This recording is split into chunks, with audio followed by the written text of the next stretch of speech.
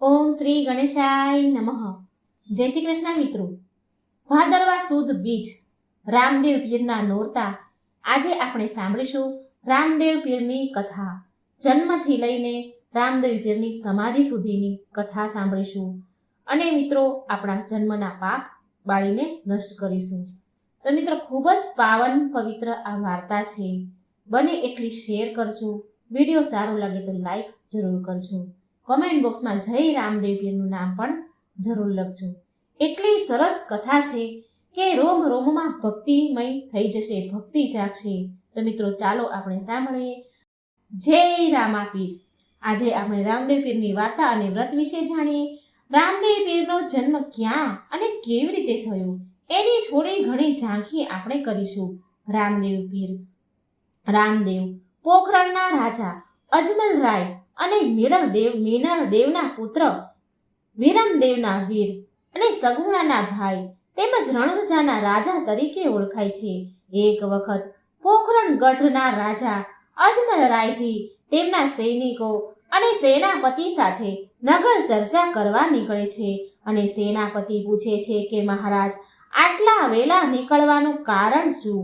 મહારાજ અજમલરાયજી કહે છે કે ઘણા સમયથી નગર ચર્ચા કરવા નથી નીકળ્યો, નગર ચર્ચા કરી નથી, લોકોના હાલ ચાલ પૂછ્યા નથી, જાણ્યા નથી.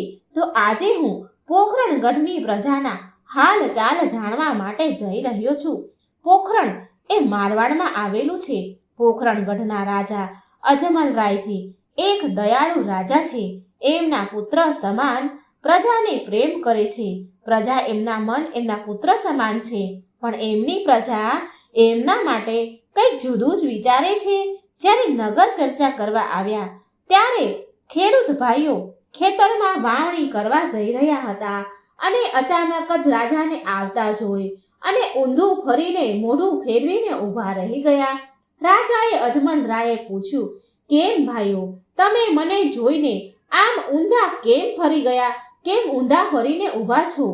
જે હોય તે સાચું કહેજો.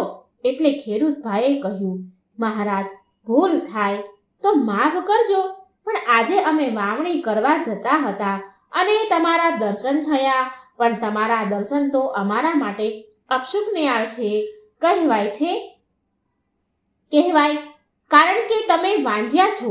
જો તમારા દર્શન કરીને અમે વાવણી કરવા જઈશું તો અમારો પાક સારો નહીં થાય. અને રાજા અજમલરાય બોલ્યા, હું ક્યાં વાંજ્યો છું ભાઈઓ? મારા ઘરે તો ત્રણ દીકરીઓ છે, લાશા, લક્ષ્મી અને સગુણા. ત્યારે ખેડૂત ભાઈ કહે છે, મહારાજ દીકરી તો પારકી થાપણ કહેવાય, એને તો પરણીને પારકે ઘેર જવું પડશે. તમારો મહેલ સૂનો થઈ જશે, પછી તમારે ત્યાં રાજ ચલાવનાર કોણ? તમારો વંશ સંભાળનાર કોણ? આ સાંભળી અજમલરાય ખેડૂતોની માફી માંગી પાછા વળે છે અને મહેલમાં ચૂપચાપ ફર્યા કરે છે. અને મીનળદે આ બધું જ જોઈ રહ્યા હતા. તેમને ચિંતા થાય છે અને પૂછે છે કે હે મહારાજ, એવું તો શું થયું છે કે તમને એવી કઈ ચિંતા કોરી ખાય છે કે 2 દિવસથી તમે અનાજનો દાણો પણ નથી લીધો કે નથી વાતચીત કરતા? અને રાજા મીનળદે આખી જ ઘટના વિશે વાત કરે છે મીનળદેને અને કહે છે કે મહારાણી, મારા પગલાં મારી પ્રજા માટે અપશુક નિયાળ છે. તો આવા રાજા બનીને રાજ કરવાનો શું ફાયદો? જીવીને શું ફાયદો? મહારાણી, હવે મારાથી વાંજ્યા મેણા નથી જીરવી શકાતા. ત્યારે મીનળદે બોલ્યા, મહારાજ શાંત થઈ જાઓ. શાસ્ત્રમાં દરેક દુઃખના નિવારણ હોય છે. મારી વાત માનો તો તમે દર વખતની જેમ તમે ગંગાજીના દર્શન કરી કાશીના યાત્રાએ જઈ આવો, કેદારનાથના દર્શન કરી આવો. શિવજી જરૂર આપણા ઉપર કૃપા કરશે. રાજા મીનળદેની આ વાત સાંભળે છે અને સહમત થયા અને દર્શન કરવા માટે પ્રયાણ કરે છે અને પ્રતિજ્ઞા લે છે કે જો મને શિવજીની કૃપા નહીં મળે, ભોળાનાથ પ્રસન્ન નહીં થાય, તો હું ત્યાં જ શિવજીના ધામમાં અન્ન જળનો ત્યાગ કરી મારા જીવનનો અંત લાવી દઈશ. અને અજમલરાય ભોળાનાથના દર્શન કરવા જાય છે. ભોળાનાથના દર્શન કરે છે ત્યારે કહે છે કે ભોળાનાથ કહે છે એમને રાજાને કે હે અજમલરાય, તમારું નિવારણ દ્વારકામાં બિરાજમાન ખરા દ્વારકાધીશ કરી શકશે. તમે ત્યાં જાઓ અને એમને અરજ કરો કે હે કાનુડા, વિધાતાએ આપેલા વાંઝા મેણામાંથી મને ઓગાર. મારાથી મેણા નથી સંભળાતા, મેણા ટોણા સહન નથી થતા. અને અજમલરાય દ્વારકામાં જાય છે, દ્વારકાધીશના દર્શન કરે છે અને તેમને અરજ કરે છે, હે કાનુડા, મને વાંઝ્યા મેણામાંથી ઉગાર. ત્યારે ત્યાં હાજર પૂજારી હતા એ કહે છે કે આ તો એક મૂર્તિ છે. જો તમારે ખરા કૃષ્ણના દર્શન કરવા હોય, ખરા દ્વારકાધીશના દર્શન કરવા હોય તો તમારે સમુદ્રમાં કૂદકો મારવો પડશે, કારણ કે દ્વારકાધીશની નગરી તો સમુદ્રમાં છે, તે સોનાની નગરી છે. ત્યારે અજમલરાય કહે છે કે મને ત્યાંનો માર્ગ બતાવો. અને પૂજારીજી એમને માર્ગ બતાવે છે. અને અજમલરાય તો પુત્રની ઝંખનામાં અંધ હતા, એમને વાંઝિયા મેણામાંથી મુક્ત થવું હતું અને એમણે સમુદ્રમાં કૂદકો માર્યો અને પહોંચી ગયા સોનાની નગરી દ્વારકામાં. અને ત્યાં તેમણે કૃષ્ણ ભગવાનને જોયા અને અજમલરાયે ભગવાન કૃષ્ણને આજીજી કરી અને કહ્યું. અને કૃષ્ણ ભગવાન અજમલરાયજીને કહે છે કે લો, આ પુષ્પ પારણામાં પધરાવજો, તમારે ત્યાં દીકરાનો જન્મ થશે.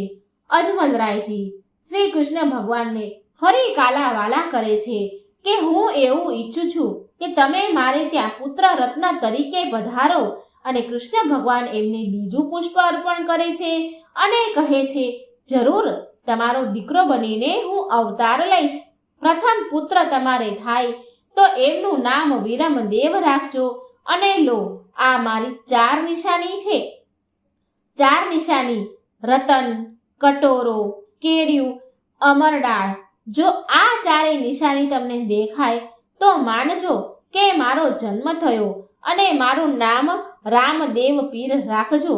ભાદરવા સુદ 11 પ્રાતઃકાળે હું આવીશ અને મહેલમાં કુમકુમ પગલા પડે તો જાણજો કે મારો જન્મ થયો છે. તમે પિતા અને હું તમારો પુત્ર અને તમારા બીજા સેવકો મારા લીલુડા ઘોડા તરીકે રહેશે. અને પછી અજમલરાય ખુશ થઈને બંને પુષ્પ લઈને પોખરણગઢ પણ પાછા ફર્યા. અને ભાદરવા સુદ 11 કૃષ્ણ ભગવાનનો જન્મ થાય છે અને એમનું નામ રામદેવ પીર રાખવામાં આવ્યું. રામદેવ પીર એ તો ભગવાનનો અવતાર, એટલે એ બાળપણથી જ એમના પરચા દર્શન કરાવતા રહ્યા. ધીમે ધીમે રામદેવ પીર મોટા થયા અને એમના માટે ઉમરકોટના રાજા સોઢા રાવની દીકરી નેતલદેનું માંગુ આવે છે. ઉમરકોટથી ઘર મહારાજ પોખરણગઢ પધારે છે અને કહે છે, હે અજમલરાય, રામદેવ પીરના પરચા આખા ભારત વર્ષમાં પ્રસિદ્ધ થયા છે. એમની પ્રશંસા સાંભળીને નેતલદે તેમને મનોમન વરી ચૂક્યા છે અને જીદ લઈને બેઠા છે કે પરણીશ તો રામદેવજીને, નહીતર આજીવન કુંવારી રહીશ. પણ મહારાજ સોઢા નરેશને એની ચિંતા થાય છે, કારણ કે નેતલદે જન્મથી અષ્ટાંગ, એમનું પૂરું શરીર વક્ર ગતિએ છે અને દેખાવે કદરૂપા છે. એટલે બિચારા પુત્રની જીદ આગળ લાચાર થઈ ગયા છે. પુત્રીની જીદ આગળ લાચાર છે અને ભગવાનની પ્રતિમા સામે આંસુડા ઝારે છે. મહારાજ, આપના પુત્ર તો સ્વયં દેહધારી પરમાત્મા છે, એટલે જરૂરથી સોઢા રાવની ચિંતા દૂર કરશે. રાજકુમારી નેતલદેનો ઉદ્ધાર કરશે. રાજા અજમલરાય કહે છે, હે સોઢા રાજન, ને ચિંતા કરવાની જરૂર નથી, કારણ કે જગતનું સંચાલન કરનાર નેજાધારી નાથને જે મંજૂર હશે તે જ થશે. એને કોણ રોકી શકે, કોણ અટકાવી શકશે? અજમલરાયજી કહે છે કે ગોર મહારાજ, તમે સાથે લાવેલ શ્રીફળ અને સુકનની મીઠાઈ અમને મંજૂર છે. સોઢા કુળની સુકનવંતી કન્યા આ પોખરણગઢને સ્વીકાર છે અને પોખરણગઢને ઉજાગર કરશે. ભૂદેવ, સોઢા રાજને કહેજો કે લગ્નની તૈયારી કરી દે અને જાન લઈને આવી પહોંચીશું. લગ્નની તૈયારી થઈ ગઈ છે આખું પોખરણગઢ લગ્નની તૈયારી કરી રહ્યું છે અને આનંદ વિભોર થઈ ગયું છે, ઝૂમી રહ્યું છે. પણ રામદેવ પીર ઉદાસ છે. જ્યારે માતા મિનળદેવ પૂછે છે, શું થયું મારા રામદેવ લાલને? ત્યારે રામદેવજી કહે છે કે માં, મારી 2 બહેનો લાશા અને લક્ષ્મી મારા લગ્નમાં આવી હોય અને મારી મોટી બહેન સગુણા આવી ન હોય તો ઘર બાર સૂના લાગે ને માં. માં કહે છે, વર્ષો થયા સગુણાના સાસરિયા પઢિયાર સાથે મતભેદ થયા પછી ત્યારથી પિયર નથી મોકલતા. તમારા બહેન તમારા લગ્નમાં આવવા માંગતા હોય તો પણ કેવી રીતે આવે? ત્યારે રામદેવજી કહે છે, પણ માં, સગુણાને કંકોત્રી તો મોકલવી પડશે. માં કહે છે, લગ્ન તો નજીક આવી ગયા છે. ત્યારે રામદેવજી કહે છે, મારો સેવક રત્ન રાયકો એને બોલાવીને કંકોત્રી મોકલી આપીશું આપણે. એ પવન વેગે આ કંકોત્રી પિંગળગઢ જઈને પહોંચાડી આવશે અને સગુણાને લઈને પાછો આવશે. રામદેવ કહે છે, રત્ના રાયકા લો કંકોત્રી અને તમે સગુણાને પહોંચાડી દો. રત્ન રાયકા મૂંઝાય છે. ત્યારે રામદેવ પીર કહે છે, તમે જરા પણ મૂંઝાશો નહીં અને આવતીકાલે સવારે તમે પિંગળગઢ હશો અને બીજા દિવસે રત્ન રાયકો કંકોત્રી લઈને પિંગલગઢ દરબારમાં પહોંચી જાય છે અને ત્યાં તેનો ઉપહાસ કરવામાં આવે છે. તેમને જેલમાં કેદી બનાવવામાં આવે છે. પણ રત્ન રાયકો તો હસતા મોઢે રામદેવ પીરનું નામ રટતો રહે છે અને પિંગળગઢના રાજાને પરચો મળ્યો. તેને સગુણાને રત્ન રાયકા સાથે પોખરણગઢ રામદેવ પીરના લગ્નમાં જવાની મંજૂરી આપી અને પઢિયાર રાજાએ રામદેવ પીરની માફી માંગી. સગુણાનો તો હરખ માતો નથી, વીરના લગ્નમાં જઈ રહી હતી. પણ વિધાતાને તો કંઈક અલગ જ મંજૂર હશે. માર્ગમાં વિઘ્ન આવ્યું. દિલ્હીના બાદશાહને જાણ થઈ કે સગુણા એમના વીર રામદેવ પીરના લગ્નમાં જઈ રહ્યા છે અને એમને રામદેવ પીરના પરચા જોવા હતા. એટલે એમણે પોતે સગુણાનો માર્ગ રોકવા પોતાના પઠાણોને મોકલ્યા અને કહ્યું કે જંગલમાં સુમસામ જગ્યાએ બેન સગુણાનો માર્ગ રોકજો. અને પઠાણોએ એવું જ કર્યું. એ જ પ્રમાણે જંગલમાં સુમસામ જગ્યાએ સગુણાનો માર્ગ રોક્યો અને સગુણાના દાગીના લૂંટી લીધા અને બેન સગુણાએ પોતાની લાજ બચાવવા પોતાના દાગીના આપી પણ દીધા અને પોતાના વીર રામદેવ પીરને રક્ષા માટે અરજ કરી અને રામદેવ પીરનો પરચો થયો. લૂંટારાઓની આંખો અંજાઈ ગઈ. હવે 3 લૂંટારાઓનો વધ થયો અને ચોથા લૂંટારાએ માફી માંગી અને રામદેવ પીરે એને માફ કર્યો અને પૂછ્યું, આવું કરવાનું કારણ શું છે? ત્યારે લૂંટારાઓએ કહ્યું કે દિલ્હીના રાજાએ મને અહીં મોકલ્યો હતો. એમને તમારા પરચાના દર્શન કરવા હતા. અને રામદેવ પીરે એ લૂંટારાને માફ કરી અને રામદેવ પીરે દિલ્હીના રાજાને પરચો આપ્યો. એને ઊંઘમાંથી જગાડ્યો. દિલ્હીનો રાજા ગભરાયો, માફી માંગી અને રામદેવ પીરે એને માફી આપી, દર્શન આપ્યા અને કહ્યું કે હે બાદશાહ, હવે કોઈ દિવસ ન બોલતો કે હિન્દુસ્તાનની પ્રજા કે તારા માટે દીકરો કે દીકરી છે. અને રામદેવ પીર પરચો આપીને પાછા પોખરણગઢ જાય છે. હવે રામદેવ પીરની જાન જોડાય છે, પણ બહેન સગુણા જાનમાં નથી જઈ શકતી, કારણ કે તેને વારે ઘડીએ એમની સાસુના શબ્દો યાદ આવે છે કે જેવા જાવ છો તેવા જ આવજો. અને અહીં સગુણાનો દીકરો બીમાર પડે છે. અહીં નેતલદેવ પણ કલ્પાંત કરે છે કે તેમણે પ્રભુનું રામદેવ પીરનું જોતર બગાડ્યું. અને આ કલ્પાંત જોઈને રામદેવ પીર તેમને પરચો બતાવીને નેતલદેવને સ્વસ્થ કરે છે. ઉમરકોટમાં રામદેવ પીરનો પહેલો ફેરો ફરાય છે અને પોખરણગઢમાં સગુણાના દીકરાના છેલ્લા શ્વાસની ગણતરીઓ થાય છે.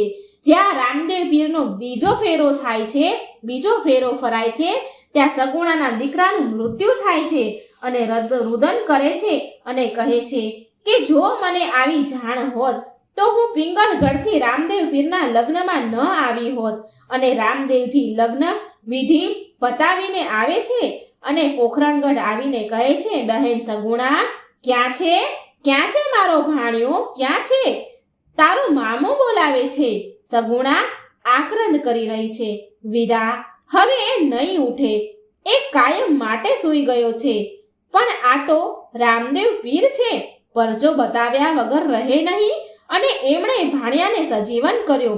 પણ લગ્નનો થોડા સમય થતાં જ અજમલ રાયને સપનું આવ્યું અને સપનામાં શ્રી કૃષ્ણ ભગવાન દેખાય છે કે એમની સાથે વાત જ કરી રહ્યા હોય છે.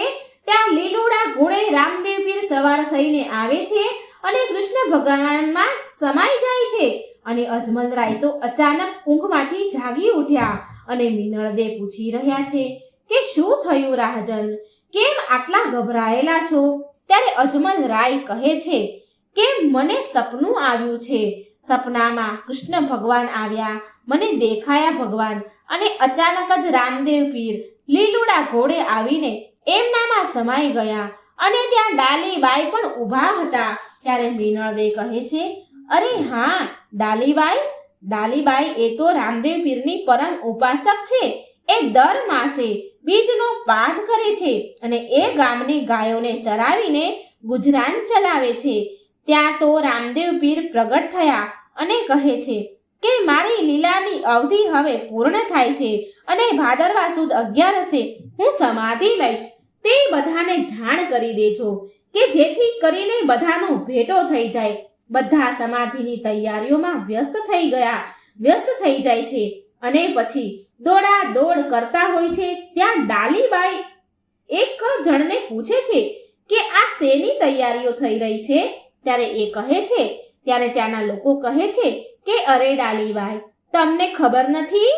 તમે તો રામદેવ પીરના પરમ ઉપાસક છો, તમે એમના ભક્ત છો, તો તમને જાણ નથી કે રામદેવ પીર ભાદરવા સુદ 11 સમાધિ લઈ રહ્યા છે. આ એની તૈયારીઓ થઈ રહી છે બધી. અને ડાલીબાઈને આ વાતની જાણ થતા એ રામદેવ પીર પાસે આવે છે અને કહે છે, ભૂલી ગયા મને? તમારી ભગતને ભૂલી ગયા? તમારા વગર હું એકલી કેવી રીતે રહીશ?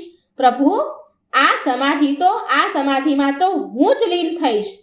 જ્યારે ત્યાં ઉપસ્થિત લોકોએ કહ્યું કે અરે, આ સમાધિ તો રામદેવ પીરની છે, તમે આમાં કેવી રીતે આવો? ત્યારે ડાલીબાઈ બોલ્યા કે મારો ત્રિકમનો ઘા અને એમાંથી કાંગસી, દોરો અને ચૂડી નીકળે તો માનજો કે આ મારી સમાધિ છે, અને જો એમાંથી પીતાંબર નીકળે તો માનજો કે આ રામદેવ પીરની સમાધિ છે. અને ત્યાં ઉપસ્થિત ભક્ત હતા, જેમાંથી એક ભક્તજને ત્રિકમનો ઘા કર્યો જમીન પર, અને અંદરથી કાસ્કી, દોરો અને ચૂડી નીકળ્યા. અને પછી ડાલીબાઈએ એમાં સમાધિ લીધી. અને રામદેવ પીરે તેમને વચન આપ્યું કે હે ડાલીબાઈ, ભાદરવી સુદ 9 તમે સમાધિ લીધી છે, અને ભાદર સુદ 11ના દિવસે તમારાથી 10 ફૂટ દૂર મારી સમાધિ હશે. હું સમાધિમાં લીન થઈ જઈશ. આટલું સાંભળીને ડાલીબાઈ સમાધિમાં લીન થઈ ગયા. 11નો દિવસ આવ્યો, રામદેવ પીરની સમાધિ લેવાનો દિવસ. અને રામદેવ પીરજીએ છેલ્લું વચન આપ્યું કે દર વર્ષે મહા અને ભાદરવા સુદ માસમાં 10મ અને 11નો રણુજામાં મેળો ભરજો. ત્યારથી જ રણુજામાં રામદેવ પીરના મેળો ભરાય છે અને ત્યારથી જ રામદેવ પીર રણુજાવાળા પ્રસિદ્ધ થાય છે. મને જ્યાં જ્યાં ગુગળનો ધૂપ અને ધોળી ધજા ફરકતી હશે મારી, ત્યાં ત્યાં હું હાજર રહીશ, ભક્તની ભેળો રહીશ અને તેમના અણધાર્યા બધા જ કામ સફળતાપૂર્વક પૂર્ણ કરીશ. આ તો હતી મિત્રો રામદેવ પીરની કથા, એમના જન્મની, એના સમાધિની કથા, એમના પરચાની વાત. પણ હવે આપણે વાત કરીએ રામદેવ પીરના નેજા, રામદેવ પીરના નોરતાની વાત, અણેજાની વાત. બાબા રામદેવ પીરનું વ્રત ભાદરવા સુદ બીજથી લઈને 11 સુધી લેવાય છે. કહેવાય છે કે કળિયુગમાં રામદેવ પીર એ હાજરા હજુર દેવ છે, અને એટલે જ એ હાજરા હજુર દેવ તરીકે પણ પૂંજાય છે. આ વ્રતમાં નકોરડા ઉપવાસ કરવામાં આવે છે, અને નકોરડા ઉપવાસ ન થઈ શકે તો એક ટાણું પણ કરી શકાય છે. આ વ્રત કરવા માટે સૌ પ્રથમ આપણે સવારે વહેલા ઉઠીને નાહી ધોઈને એક લાકડાના બાજોટ ઉપર લીલું કપડું પાથરીને એની ઉપર કોઈ પણ એક ધાન લેવાનું અને આ ધાન પર આપણે રામદેવજીના ફોટાને બિરાજમાન કરવાના અને એની બાજુમાં આપણે ભાલાનું પણ સ્થાપન કરવાનું છે. આ દરમિયાન રામદેવ પીરને ધૂપ અગરબત્તી કરવાની છે અને આ વ્રત દરમિયાન જો રામદેવ પીરના સ્થાન પુણ્યધામ રણુજાના દર્શન કરવા જઈ શકાય તો એ ઘણું શુભ માનવામાં આવે છે અને જો રણુજા ન જઈ શકાય તો ઘરે બેઠા આપણે આ વ્રત કરી શકાય, તેમના દર્શન કરવા જોઈએ. તો આ હતી રામદેવ પીરની કથા, રામદેવ પીરના નેજાની કથા, રામદેવ પીરના નોરતાની કથા. તો મિત્રો આ સાંભળી તમને ખૂબ જ આનંદ આવ્યો હશે. તો વિડીયોને લાઈક કરજો, બને એટલો શેર કરજો જેથી ભગવાનની લીલા બધાને જ સાંભળવાનો અવસર મળે અને કમેન્ટ બોક્સમાં ભગવાનનું નામ પણ જરૂર કરજો. ચેનલને સબસ્ક્રાઇબ જરૂર કરજો. બોલો રામદેવ પીરની જય. જય શ્રી કૃષ્ણ. રાધે રાધે. Thank you.